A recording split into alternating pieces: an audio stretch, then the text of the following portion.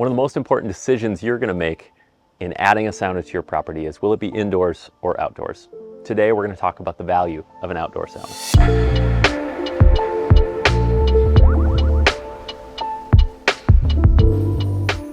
I get asked the question all the time, can we put the sauna down in the basement or maybe tucked into the bathroom? And I say, of course you can. And there is an objective truth around sauna. And that is, when you walk outside of the heat, when you are walking out of the hot room or out of that space, it is objectively better when you walk out into nature. I know.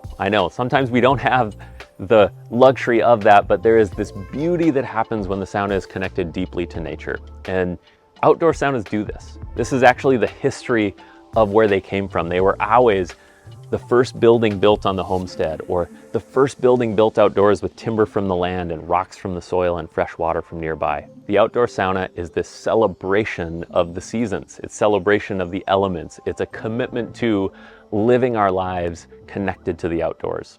Especially when we think about northern and cold weather climates, it's this commitment to every single season. I will not be oppressed by the winter. I'm actually finding deep joy in experiencing the fullness of winter. When I walk outside of the sauna, I've had the heat and now I need the cold. Not I'm so worried about the cold that I bear through it and hibernate all winter. It's this experience of that. If you're in warm weather climates, we already know this. It's the same thing as the outdoor kitchen for culinary gathering or the patio or the pool. It's an additional square footage to your home and your property to enjoy the outdoors, to enjoy the sunshine, to enjoy the experience of where you live. And counterintuitively, for outdoors in warm weather, you are always cooling down when you exit the sauna. Never is it, even in the hottest places, 160, 180, 200 degrees. And so when you come out of the sauna, counterintuitively, even that 90 degree, 95 degree, 100 degree sweltering heat feels nice and feels calm and feels cool comparative to the sauna.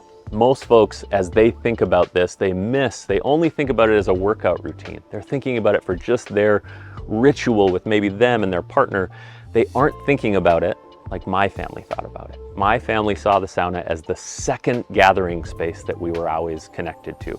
The first was the dinner table, the second was the sauna. And if we were around the dinner table, almost always the sauna was warm as well. When you have your outdoor sauna, it is an invitation for social gathering and connection around wellness. So often people are thinking about it simply with their own protocols and their own workout routines. Yes, that's great. But when you put your sauna outdoors, what you find is this experience that's much more than inviting your friends or your neighbors into your bathroom or your basement.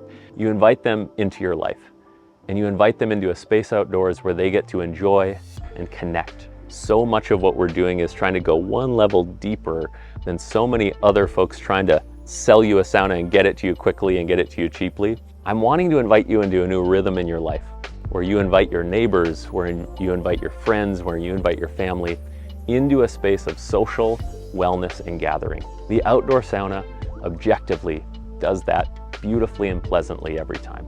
If that interests you, if you're interested in something like that, connect with our team at Cedar & Stone. We would love to help you envision your property for much more connection and gathering.